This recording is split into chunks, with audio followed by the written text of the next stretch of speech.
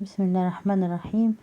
اللهم صل وسلم وبارك على سيدنا محمد وعلى آل سيدنا محمد. النهاردة هنعمل أحلى صينية سمك بالبطاطس.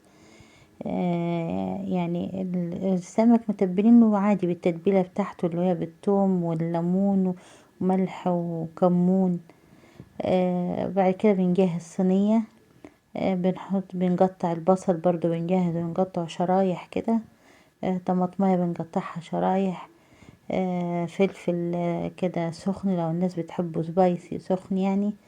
ممكن كده نحط برضو فلفل اخضر سخن. وبطاطساية واحدة بس.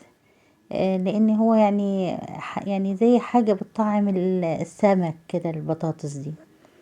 وزي ما احنا شايفين كده عملنا كل الخلطة على بعضها، البطاطس والطماطم بصلاية كبيرة، بطاطساية كبيرة، طماطماية كبيرة، شوية البهارات طبعا بهارات السمك، ملح وكمون وكزبرة ناشفة. وبدعكهم كويس كده بالملح والخلطة اللي حطيتها والتوابل دي. زي ما احنا كده شايفين شكل الصينية يفتح النفس يعني. السمك بنرصه كده على وش الصينية من فوق، عشان هو البطاطس بتاخد سوا شوية عن السمك، فاحنا بنريح البطاطس من تحت.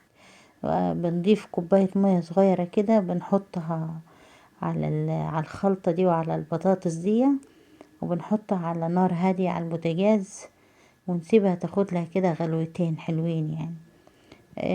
بعدين بناخد الصينية ونريحها في الفرن.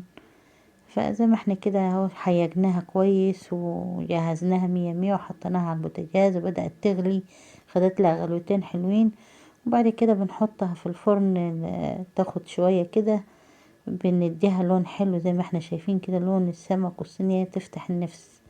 وما تنسوناش في الشير واللايك لقناة نانو ومامتها عشان ننزل كل جديد. شكرا.